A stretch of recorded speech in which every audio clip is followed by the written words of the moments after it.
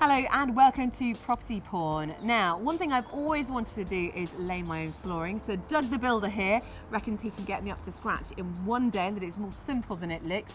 And I've got a summer house, although summer's officially over now, isn't it? So we're going to lay some flooring down here. Is there a time scale you can give per square metre for doing flooring? Every floor type is different, every material is different, they all lay at different rates, but this is quick.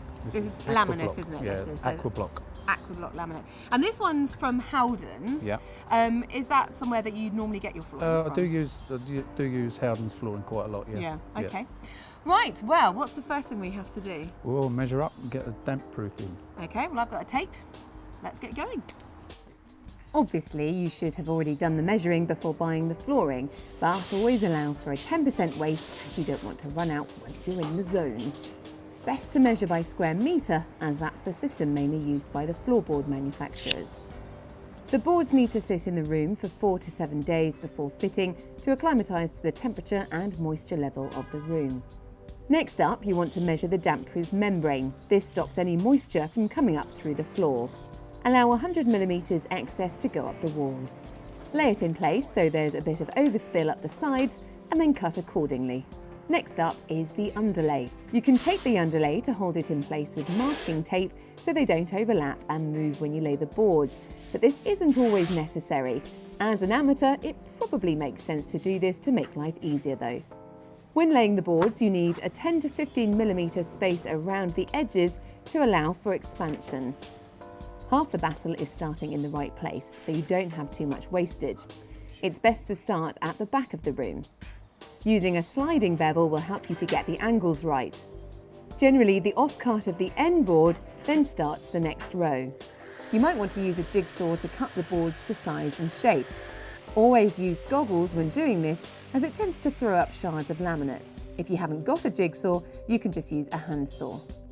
It's really important to get the first row right, as this puts you in good stead for the rest of the room. Get this wrong and the whole lot will be wrong. You measure the bit you're going to be fitting into the previously fitted board to know where to cut. If you were doing this properly and thoroughly, you'd have removed the skirting board first. Of course, that isn't always possible, as old skirtings with decades of paint aren't keen to come away cleanly, in which case you need scotia to give a neat finish around the edges. If you're going to paint the scotia, you may want to mask the edges before you fit it. You fix the scotia into the wall, not into the floorboards themselves. You can either pin it with hand pins or a gun if you have one. Paint the scotia, remove the masking tape and do a celebratory dance, preferably without tap shoes on.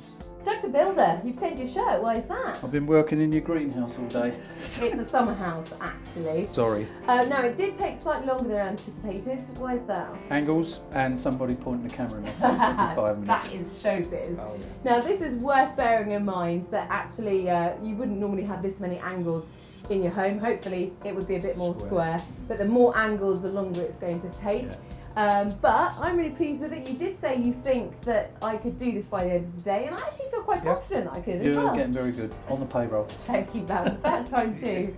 Well, thank you very much, Doug the Builder. It looks great. You're welcome. And we'll see you next time.